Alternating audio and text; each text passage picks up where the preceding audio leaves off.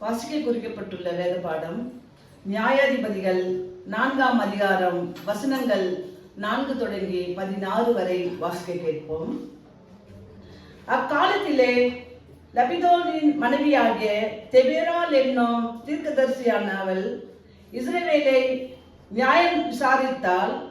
அவள் எப்ராயிம் மலை தேசமான ராமாவுக்கும் பெத்தேலுக்கும் நடுவில் இருக்கிற தெபேராளின் பேரிச்ச மரத்தின் கீழே குடியிருந்தாள்.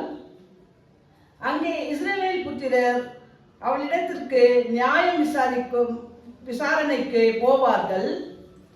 அவள் நப்தலியில் உள்ள கேதேசில் இருக்கிற அபினோகாமின் குமாரன் பாராக்கை வரவழைத்து, நீ நப்தலி புத்திரரிலும் செபிலோன் புத்திரரிலும் 10,000 பேரை கூட்டிக் கொண்டு தாபேர் மலைக்கு போக கடவாய் என்றும், நான் யாபின் சேனாதிபதியாகிய சிசேராவையும் அவன் ரதங்களையும் அவன் சேனையையும் கீசோன் பள்ளத்தாக்கிலே உன்னிடத்திற்கு வர இழைத்து அவனை உன் கையில் ஒப்புக் கொடுப்பேன் என்றும் இஸ்ரவேலின் தேவனாகிய கர்த்தர் உனக்கு கட்டளையிடவில்லையா என்றாள். அதற்கு பாராக், நீ என்னோடு கூட வந்தால் போவேன், என்னோடு கூட வராவிட்டால் நான் போக மாட்டேன் என்றான். அதற்கு அவள், நான் உன்னோடு கூட நிச்சயமாய் வருவேன், ஆனாலும் நீ போகிற பிரயாணத்தில் உண்டாகிற மேன்மை உனக்கு கிடையாது. கர்த்தர் சிசேராவை ஒரு ஸ்திரீயின் கையில் ஒப்புக் கொடுப்பார் என்று சொல்லி தெபேராள் எழும்பி பாராக்கோட கூட கேதேசுக்கு போனாள். அப்பொழுது பாராக் செபிலோன் மனுஷரையும் நப்தலி மனுஷரையும் கேதேசுக்கு வரவழைத்து தன்னை பின் செல்லி 10,000 பேரோடே போனாள். தெபேராலும் அவனோடு கூட போனாள். கெனியான் ஏபேர் என்பவள் மோசையின் மாமனாகிய ஒபாபின் புத்திரராகிய இருக்கிற கெனியரை விட்டு பிரித்து கேதேசின் கிட்ட இருக்கிற சானாயும் என்னும் கர்வாலி மரங்கள் அருகே தன் கூடாரத்தை போட்டிருந்தான்.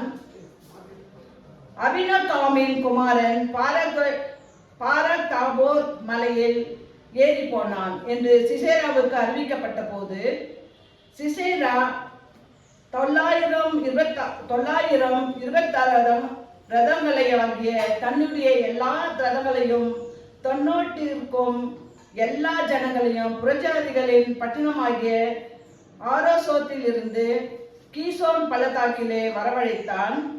அப்பொழுது தெபேராள் பாராக்கை நோக்கி, எழுந்து போ, கர்த்தர் சிசேராவை உன் கையில் ஒப்புக் கொடுக்கும் நாள் இதுவே, கர்த்தர் உனக்கு முன்பாய் புறப்படவில்லையா என்றாள். அப்பொழுது பாராக்கும் அவன் பின்னாலே 10,000 பேரும் தாபோர் மலையிலிருந்து இறங்கினார்கள். கர்த்தர் சிசேராவையும் அந்த எல்லா பந்தங்களையும் ரதங்களையும் சேனை அனைத்தையும் பாராக்குக்கு முன்பாக பட்டய கருவினால் கலங்கடித்தார். சிசேரா ரதத்தை விட்டு இறங்கிய கால்நடையாய் ஓடிப்போனான்.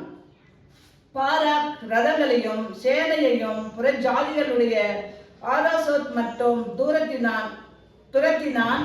சிசேராவின் சேனையெல்லாம் பட்டை கருகினால் விழுந்தது, ஒருவனும் மீதியாய் இருக்கவில்லை என்பவைகளே வாசிக்க குறிக்கப்பட்டுள்ள வேத பாடம் வாசித்தாயிற்று.